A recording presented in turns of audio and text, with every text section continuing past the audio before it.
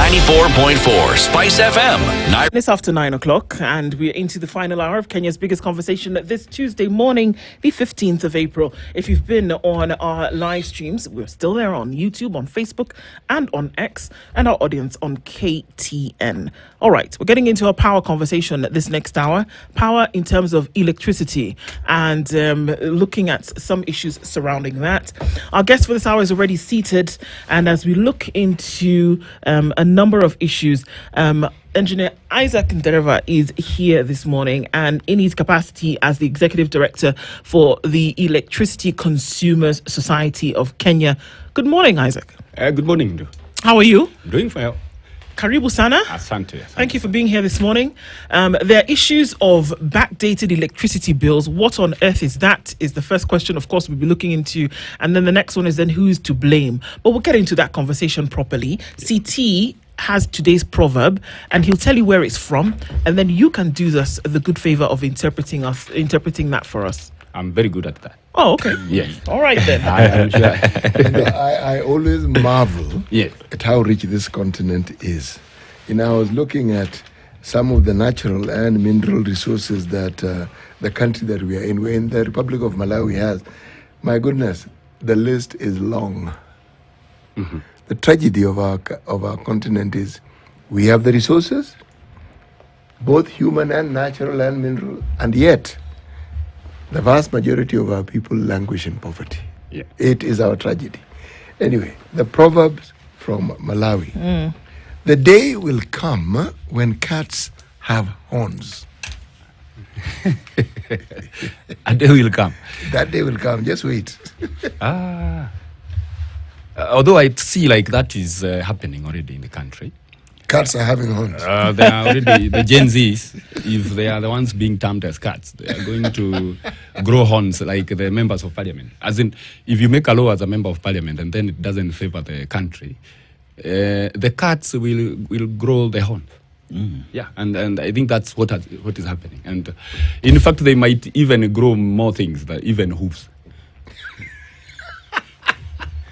Yeah. Okay. Right. Yeah. Right. Okay, That so, looks like a good okay. interpretation. So how about we stick to electricity then? Yeah, yes. Okay. Backdated electricity bills, who is to blame? Let's start first of all with what on earth is a backdated electricity bill? There's one category of consumers who are facing that problem.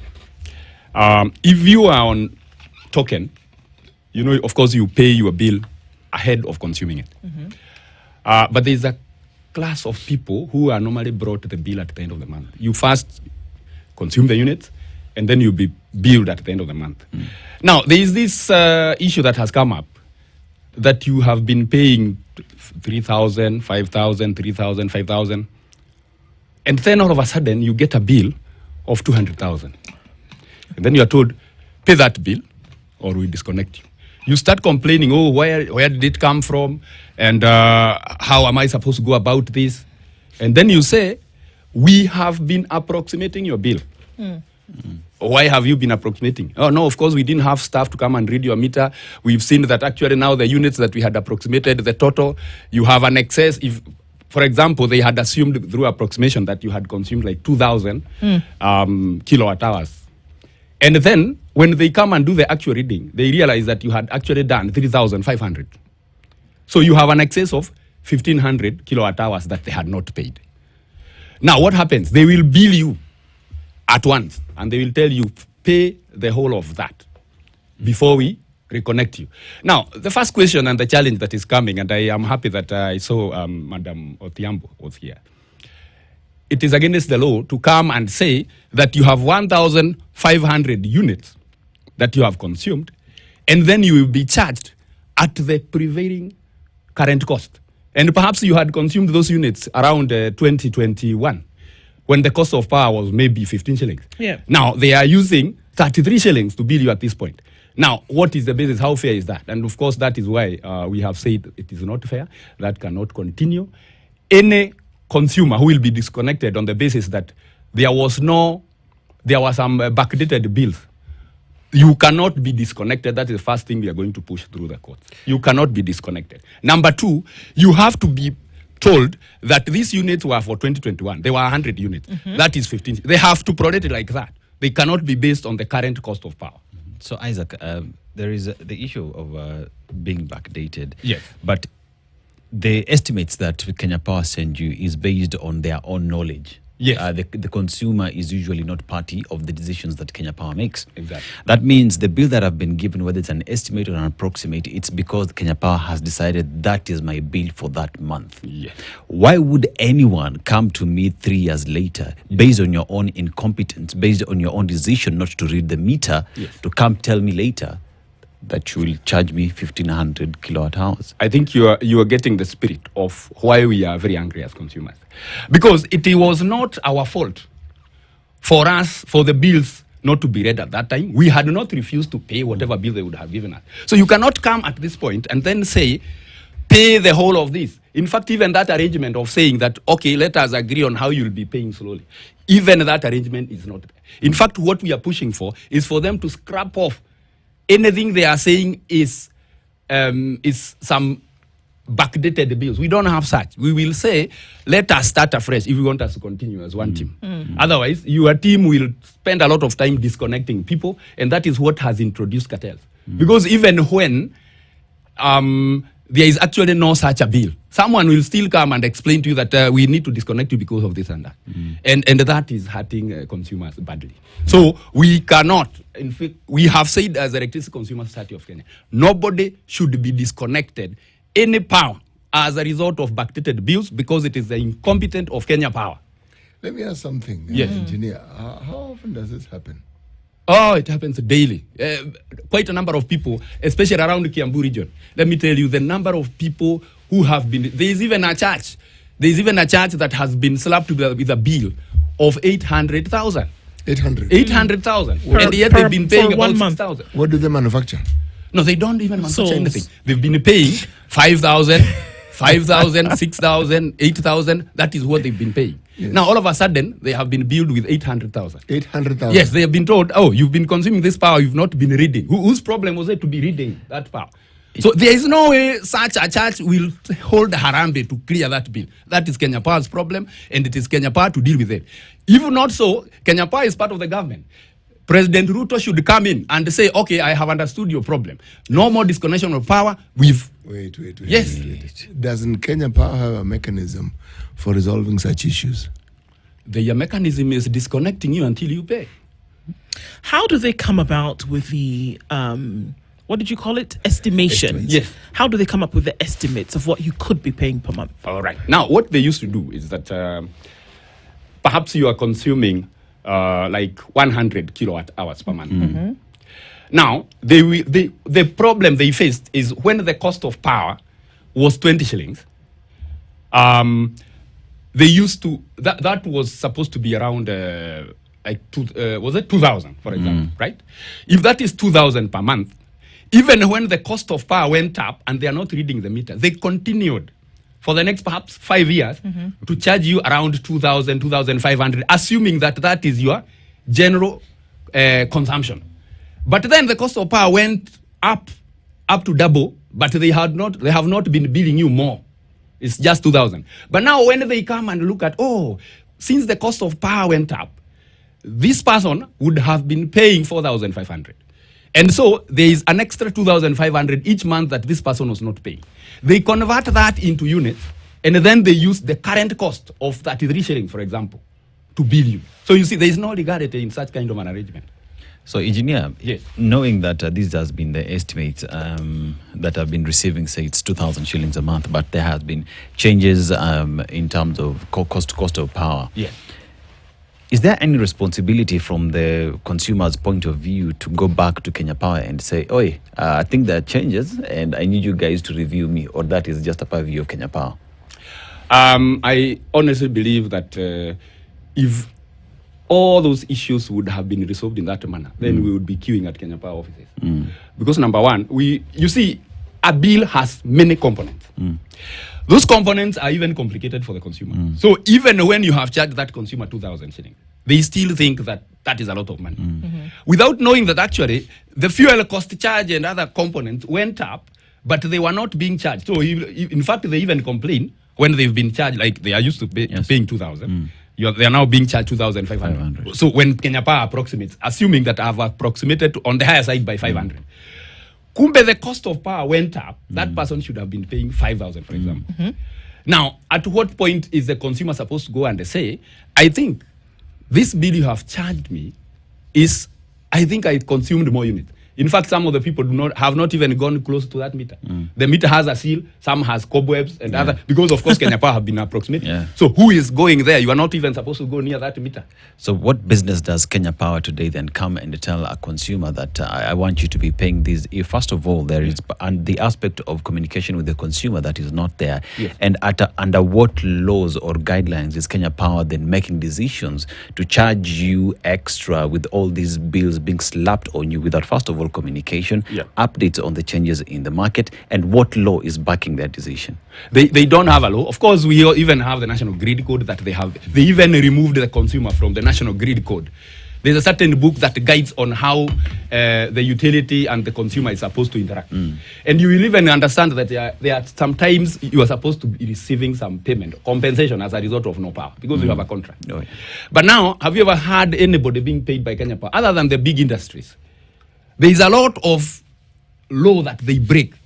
So first of all, we have said and declared, and actually it's going to be a very big force. We have said there is no way you will be told to be disconnected, your power will be disconnected until they explain, these are the units I'm saying you didn't pay in 2021, and this was the cost around that time. These are the units you didn't pay in 2022, in 2023, and the cost was like this, based on the gazetted prices. Now, once they do that, then they can tell you, now you are supposed to pay. If the period for that reading was supposed to be perhaps 4 years, you are supposed to also be given 4 years to pay. Okay? But you cannot be slapped and be told to pay in 1 year, but or even in 1 month. If you say that you are taking action, am I to assume that this matter has been taken to court? No. Why? Because we need to discuss with Kenya Power first. Okay. And then from the if they refuse, because we've told our consumers they shall not be disconnected. If they will be disconnected, it is at that point then that we'll say, come, we'll see what to do, including mass action. So Isaac, is there an admission indeed that these bills that come as a result of used power unpaid for are actually authentic? Is there? So it's not disputed? It is disputed by the consumer, of course. Okay. Now, how is it possible that you can be billed, right? Yes. For power that you did not consume? Let me. The disease started in this way. Kenya Power have subdivided the country into 43 regions.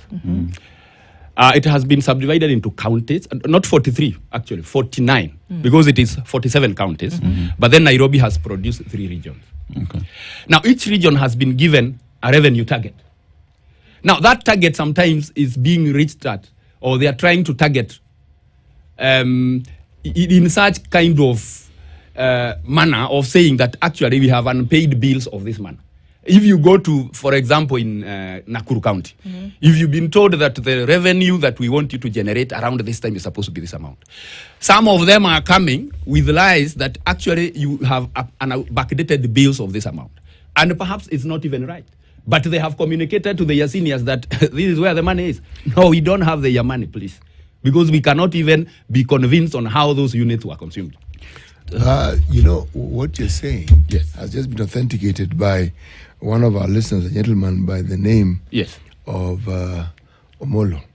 And he says his estate was built for 7 million shillings.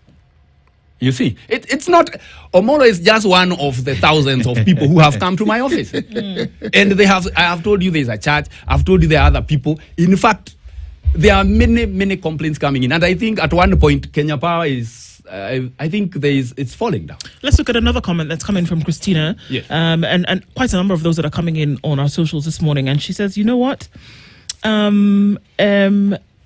Talking of the bill, I've been out of my apartment for a year because I currently reside in the UAE. Yes.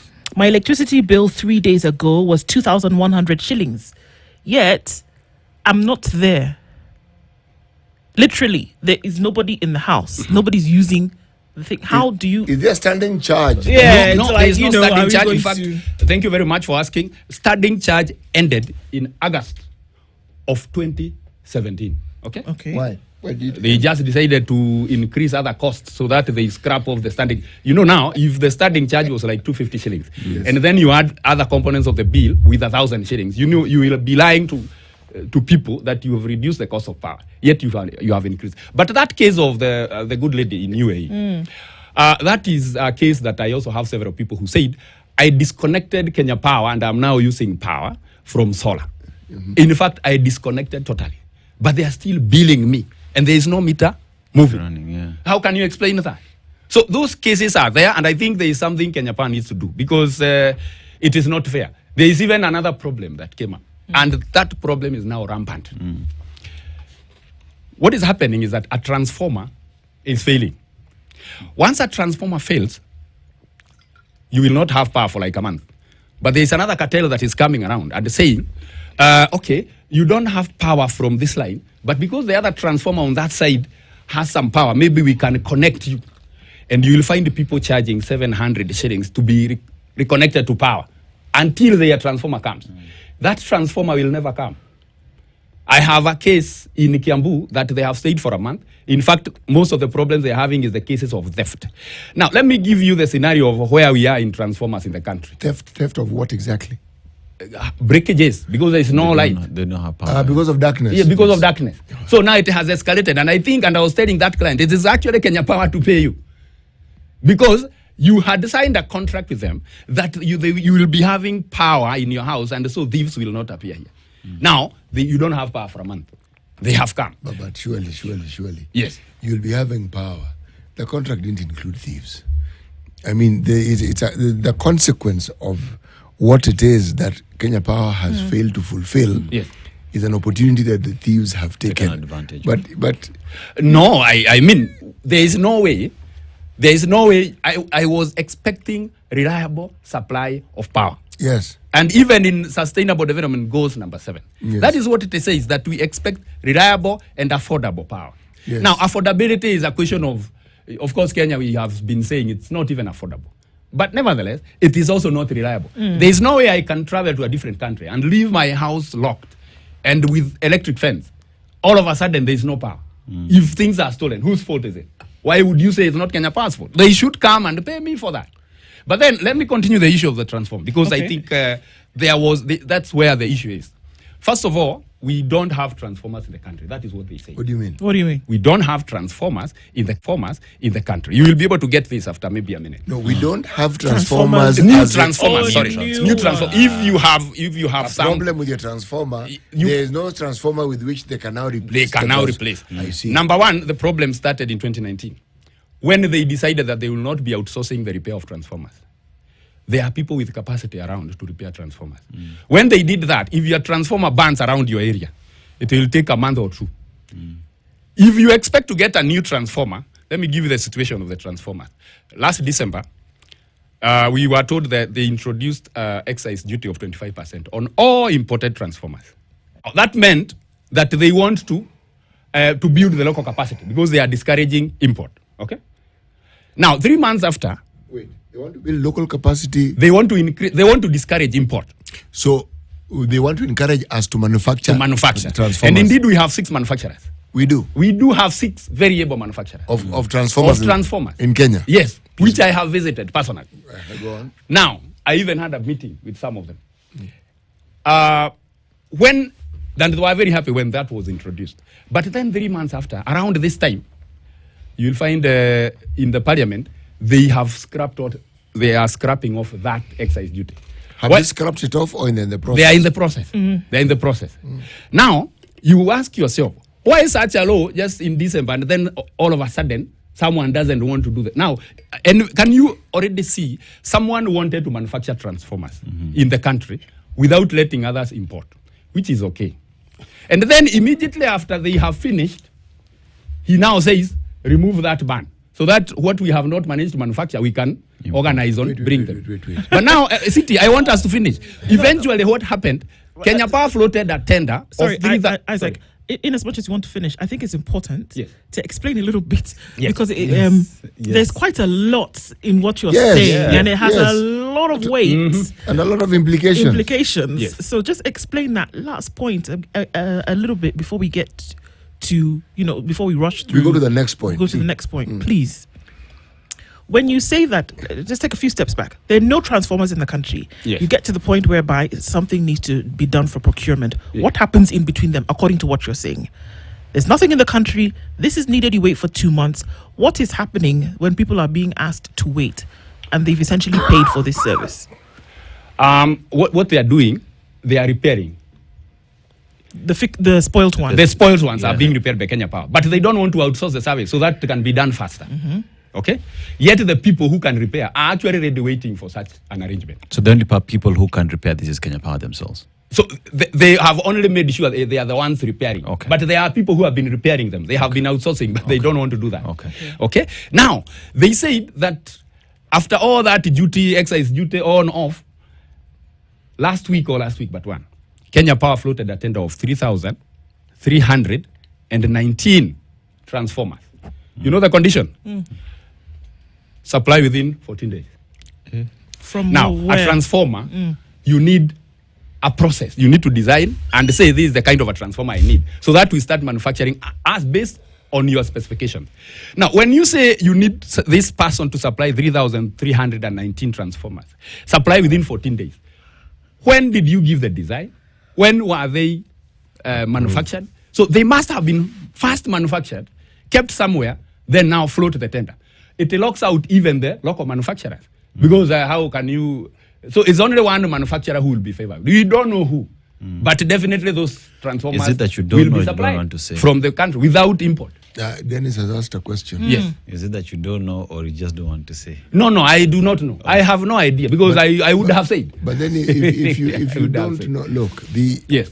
what you are alleging is that there are individuals who have concocted a situation Yes. where they essentially have brought in transformers Yes. which they want to offload onto the market, and they are manipulating the situation so that through the tender, Yes. so that they give the semblance of floating a tender, Yes. but the conditions are untenable, they're unrealistic. So even as you float it, no one will meet that particular requirement. Only one person. And the person you're saying will meet it Is already with has them. the transformer. That's what you're saying. That person had already put some, what would I call it? Had already put some excise duty on import so that even as they are manufacturing, nobody will even have a capacity to import. So they had locked that period. So they were manufacturing. They were manufacturing, very busy manufacturing during that time. So now, you were wondering then. And you know this because you've seen these individuals or you've heard from them, or is it just alleged? have intel. Or you have inside information that this is actually happening? Because essentially what you're saying, Isaac, Yeah. is that the tendering process is fallacious. Actually, it's not even fallacious. It's impugned that it's criminal. It's criminal. There's a criminal enterprise going on whereby you make a tender, you make it open, you make it public, but you know that it is going to fail because those who will apply for the tender Yeah. will not be able to meet the requirements in terms of time, in terms of specifications. And while that is going on, there are already folks who have the transformers, but they've done it just because, for window dressing purposes. Yeah. That's a big deal, Isaac. It is a big deal. And in fact, No, if- but, and my question is, Yes. do you know this information? Do you have direct information about that this is actually going on? no, I do not have. It is the situation that we are analyzing with my team. And it is showing that there is no way. If the person floating the tender is giving 14 days, is it practical? They know they cannot be imported. They know the local manufacturers cannot manage to do that because they also need to import the raw materials to do the same. So what are they basically doing? They then know there is that one person or that one manufacturer that will meet that. I'm going to be like a dog with a bone on this because the question then is, do we then see after this period, if they're not able to supply these transformers, do we see transformers then miraculously dropping from the sky? That folks failed the tender process, but we still see the provision of transformers from somebody somewhere. No, still, one of those suppliers that will be asked for the tender, one of them will pass And he will say, now I will be able to supply, in fact, within 10 days. And from what you're saying, one of these suppliers that is able to pass is one of KPLC's people. No, I'm not sure, Saying because I don't even know the saying company It's itself. possible I am that it saying is. there must be. Okay. Because if the person in Kenya Power floating this tender doesn't know that this is practically possible, then how would they actually approve that tender? And they ought to know that it's not practically Yes, possible. they know. I want to ask a different question. Yes. When we have a problem with the transformer, what is the common problem that transformers have? I mean, apart from it being stolen, Yes. what specific problems do they tend to have? What they normally do is that sometimes due to overload, it has three phases. Most of them have three phases. Due to overloading of one line, a winding can actually burn. One of the winding can Winding burn. of the motor or winding? No, a transformer has several structures, but Yes. the most vulnerable, we normally have the tank, So- the insulation, Yeah. and the copper cable. The copper cable is the one that burns. Okay, what does a copper cable do? It's the one, now, the way it's the eddy currents that reduce the voltage from this to this. It's what helps the step down. Yes. Yes. So when it flakes out because of burning, Yes. it short circuits. Okay. So that transformer is dead. Okay. Yes. Can that be replaced? Yes, you can rewind that core. You can rewind, and that is what people are waiting to be given that job to do. But it's Kenya Power doing it. All of them are lined up somewhere in industrial area. In fact, find a time to visit. Sometimes I even challenge these people. Right now we have a new energy committee, or rather a new chairman of the energy committee. It's called Gekaria from Nakuru, from now Musyoka. The way we had gone with Musyoka, we would even go as a team. Let's go with the members of parliament. Let's go with the journalists and people who are like you people, because you need to understand.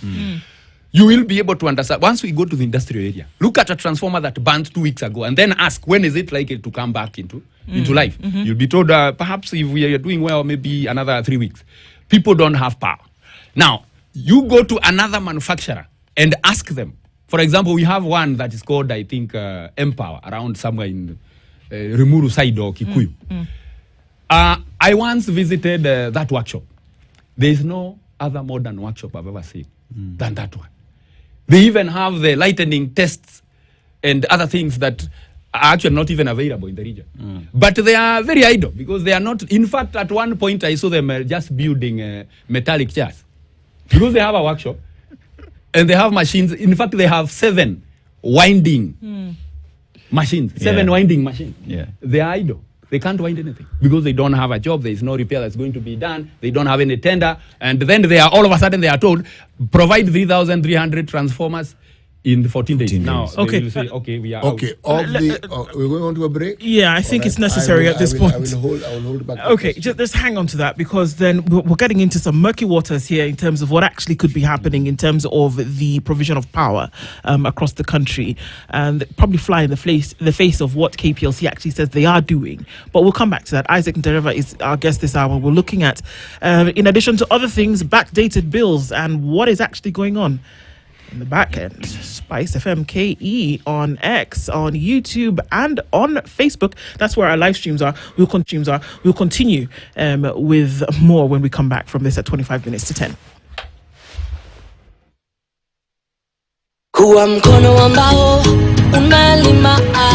Kenya thrives on agriculture and it's very fruitful. From the highlands that we grow our coffee and tea all the way to the resilient northeastern part with our livestock, and not forgetting the breadbasket in the Rift Valley.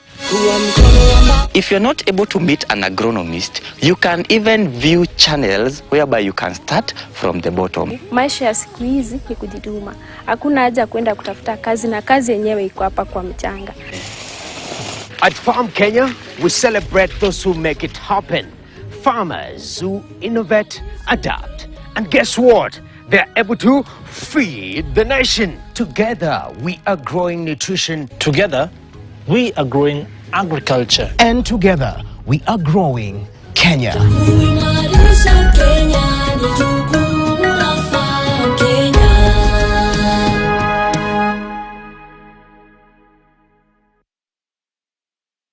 Every seed holds a promise of nourishment, community, and generations to come.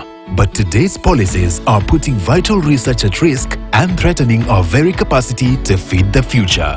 Join us on Tuesday, April 15th at 3 p.m. as we delve into the potential fallout of inaction, a harvest of hardship, instability rooted in food scarcity. Under the theme, Seeds of Uncertainty, how today's legislation threatens tomorrow's harvest. There's a bomb! What? There's a bomb! You have to leave! What bomb? There's a bomb! The tower's gonna blow up! We need to leave! Nico! Move it! Move! There's gotta get bombs out! And Eden! Carlos, no! What about Eden? Yes, him too! Eden's This'll out be the there. end of Aiden's Eden's still insanity! there! You can't! Kira, get out! Get out! Bombs! Move! Bombs! What about bombs? This'll be the end of Mina's vengeance! No, Carlos, please, I beg you! No, I won't! Bombs! My children are ungrateful brats! I'll kill them! Carlos, please!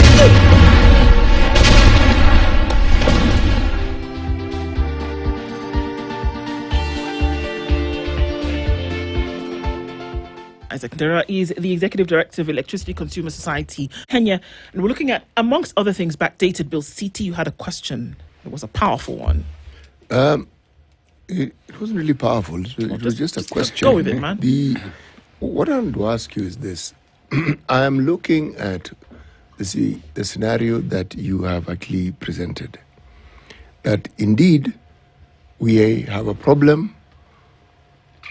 And that problem, let's specify it with the transformers. On average, when you visited the industrial area complex of Kenya Power, roughly how many transformers that needed repair did you see on that site?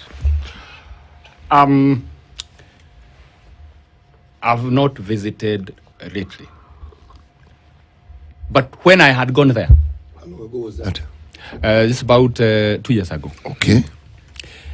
There were a lot. I would say a lot. I didn't even manage to see all of them because I wasn't doing quite a big tour. I want to ask, is a lot 100, 1,000, 2,000?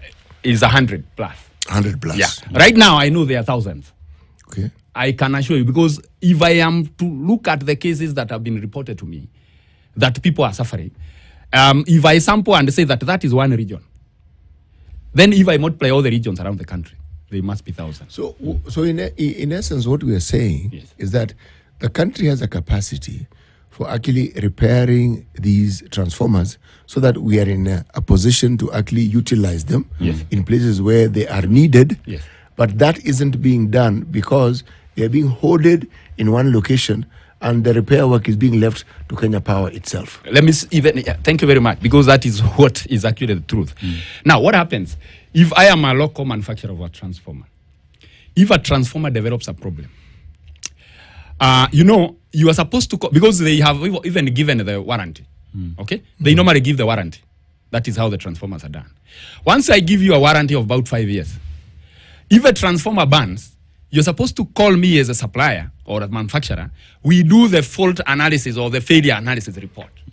Okay, so that now I can now give you another one or I repair free of charge because it's under warranty. But now Kenya Power comes and removes that transformer and take it to the workshop. Now, at what point would the manufacturer or the supplier own up and say, this is my fault? Because they were supposed to be together. That is one problem that has come up. The other problem is that they are also supposed to, you're not supposed to buy too many transformers at once. Because why are you buying transformers to keep? That is idle money. What you're supposed to do is you tell these local manufacturers, based on our problem analysis, we've seen that we will be requiring 100 transformers per month. Distribute that manufacture to those people, if they are 6 or they are 5. Distribute and say, you will be giving us this amount, giving us it. They can even define the price because you will not say that a certain manufacturer has not won the tender because of the price. You can guide and say, we want you to provide transformers at this price. And then give us 10 transformers per month or per week. Give us 10 transformers per week. You see, that way, they will be able to manage the way the repairs are done. They won't even have to look for a compound that has very many transformers. Okay. But now this issue of buying 3,000 transformers after 2 years, what kind of managing of faults is that? I mean, Isaac, one would want to ask now, we're talking about transformers being purchased or not being purchased, or repairs. People are losing power for up to 3 weeks. Yes. There is the aspect of backdated bills. But all these runs back to the effects it has to Kenyans and the economy. Because when you talk about backdated power bills, it goes back to majority of who are using these kind of meters being manufacturers. So when you talk about the effect that has to the quality of life of Kenyans and also the economy, how big of a dent are we looking at? I just started by saying I think Kenya Power will not be able to manage its issues in the next 5 years. It will not. But sometimes I also don't blame Kenya Power because of this reason.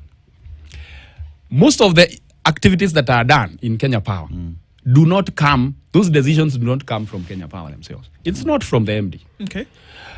Because look at even tendering alone. They will say, oh, we are hiring. Let me tell you, you will go there as a graduate for many days, but until you know someone or someone gives a name outside Kenya Power, it's not within even Kenya Power, outside Kenya Power. Now, and those are problems we have faced. We are also people who have gone there and said, okay, can you employ one or two of these people who know, people have come to me. They have seen that we interact. Can you maybe ask, I've gone, those people are desperate. Even the highest level, you will be told, please, things are not managed from here. Now, so who should do for example, I know it comes from the top, but now, for example, ask yourself, we collect money for rural electrification. That's around 1.5 billion to 2 billion. From where? Sorry. From the bills. Okay. There is a component called Rural Electrification Program, yes, REP, which is 5% of the base tariff. Yes. Now, that money, so everything that you are charged, there's like a 5%, or how is that 5% charged? 5% is charged on top of your bill. You know, there is a bill that they say you, before other levies and taxes, there is maybe you pay 20 shillings. That's the base now. Yeah, that's the base tariff, yes. before other levies and taxes. Okay. 5% of that is taken to rural electrification program. So the 1.5 billion is per month? Yes, it's per month. Yes. Now, that is aimed at going and extending connectivity to the last mile, even before they get other monies from World Bank and the rest.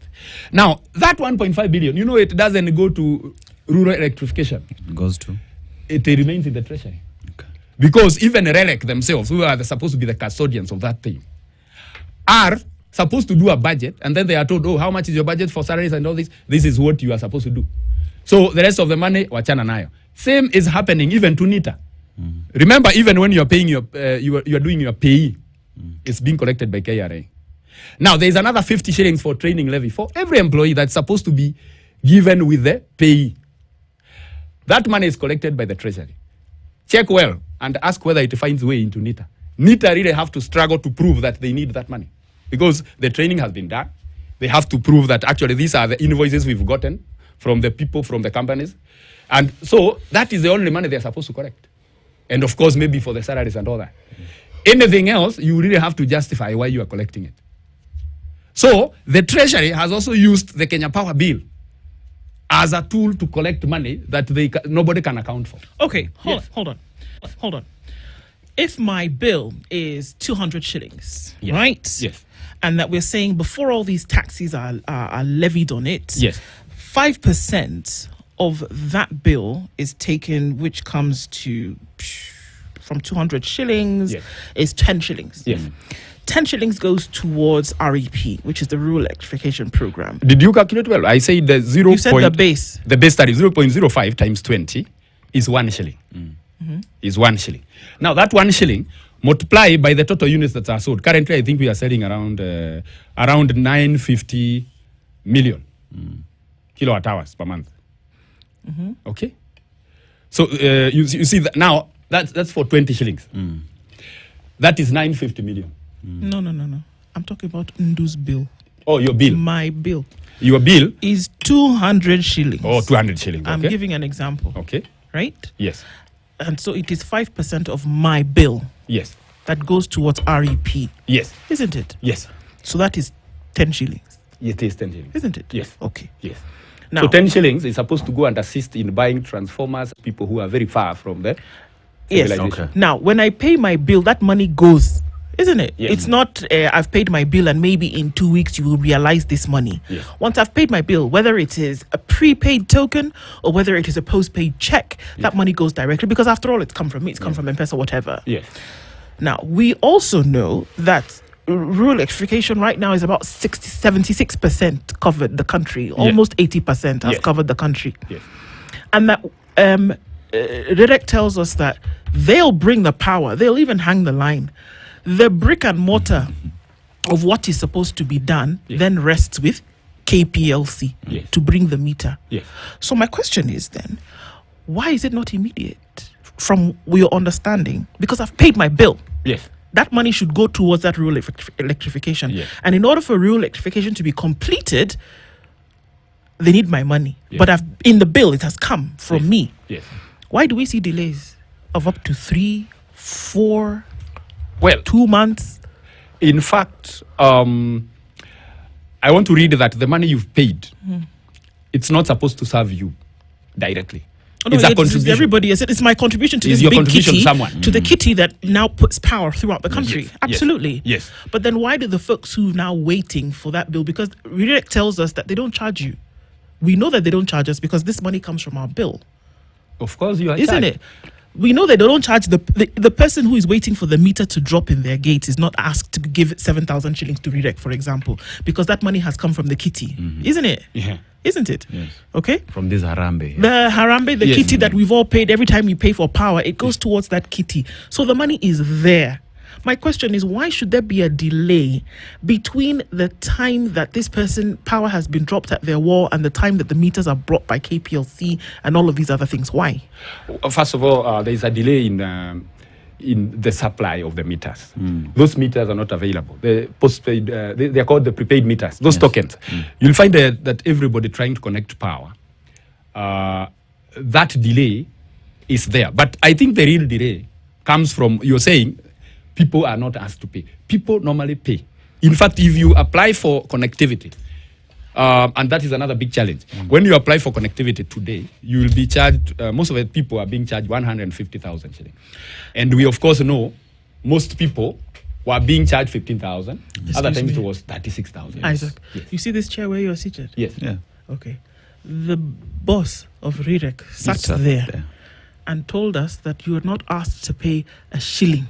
Uh-huh. You apply for power and they come and say, Bwana Isaac, Yes. here is your house. Yes, we're dropping the line here. The rest of the work is Ndu. up to KP. Ndu, I think, I don't know, Dennis. I usually, let's ask the oldest man in the house. Sorry. Have you heard? Isaac, Yes. please, for purposes of deniability. Yes. City, Dennis, were you people here when we were told the same thing Yes. by REDEC? Yes. That was the case. That you people don't are need to not pay for being the connectivity. charged for connectivity of power. They Rural- said so. Thank you, please. They only said thing so. you paid Yes. for Let is me the meter. say here categorically. The only thing And you pay in for fact, is the I meter. am saying this so that even him can see.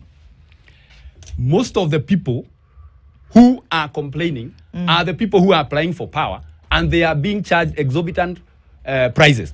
And they normally come and ask what is happening. Then I have to explain to them that, you see, you are not under the rural electrification program or the project that was coming, that was being charged at 15,000. There's a time during Kibaki time you're supposed to just be charged 36,000. Now, the total cost of that design was most likely going to be over 100,000 plus. But he had said categorically that anything that is above, we are going to fund as a government. Yes. Okay? So it was being charged even that time. It has never been free. Now, it now has happened that that money is, of course, even some of the money that was for rural electrification was also being used to subsidize that.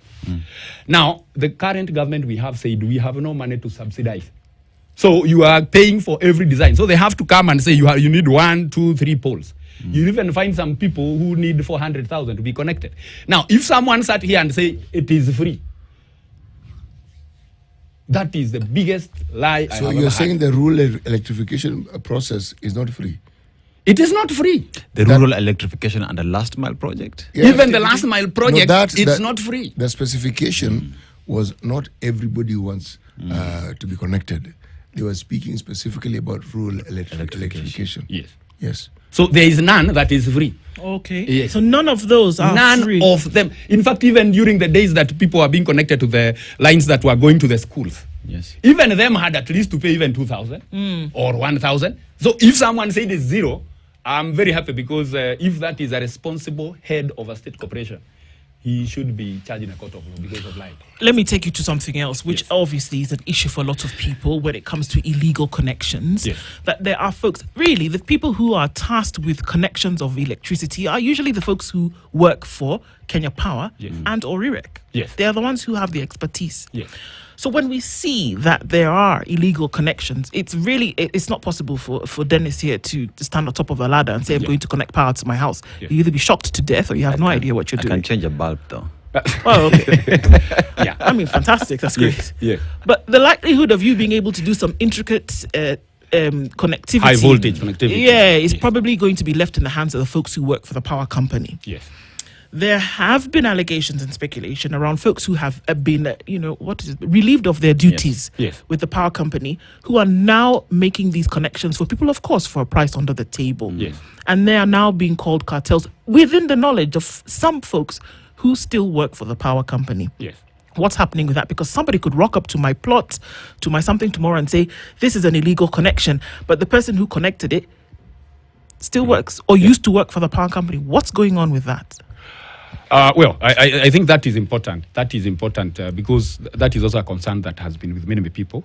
And I heard the price is normally 700 to be connected. 700 what? 700 shillings. Oh, okay. And then those folks, let me categorize them very well. And I know they will be very angry, even the Kenya Power staff themselves.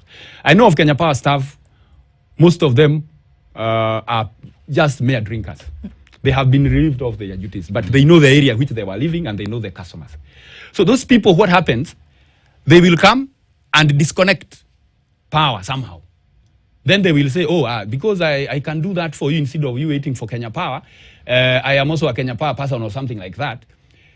But then he gets money to drink for a week. What happens if he doesn't have more? They will disconnect again.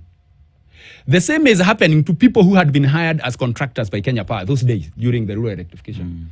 Now, those people had some small knowledge on how to go about it, disconnecting or connecting. Again, those people have joined that team. And now the biggest cry, and that's why I said Kenya Power need to be very careful. The biggest cry is that now power is being connected. You have to pay for some amount to be reconnected. Other times there is a transformer that has burnt. You can get supply from another line of a transformer leading to overload because again it's being done by those contractors. That's why I'm saying it is becoming dangerous and there is a lot of money exchanging under the table without perhaps Kenya Power's knowledge. Okay. But then I also think that even the people in the area who are employed by Kenya Power may not actually they may not be out of that knowledge so much. They might even be part of those people. Because I think, but of course they are also overwhelmed. I have a very good team in Rimuru. And I know they are very overwhelmed and they don't have some very big number in terms of a team. Rimuru is an area that you have very many trees. So you might actually realize every time it rains, there is a branch that has fallen. So they are overwhelmed. Other times there is a transformer that has burned. If you go there, in fact, it's a real headache. So where I would want Kenya Power to start is, first of all, can they get, the government said that it's going to provide employment. There are many engineers who are idle, selling maize on the roadside and all that.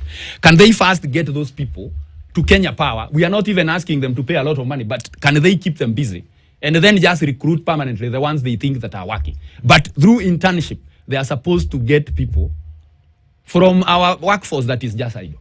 And I am very sure that is going to assist. Can I ask the question? Yeah. Yes. Do we have the capacity to absorb the people, the engineers who have been trained by Kenya Power, or do we need to involve other agencies who also need engineers? I think if you go by the problem we have in the country about power, and that is what I'm concerned with so much, we have capacity.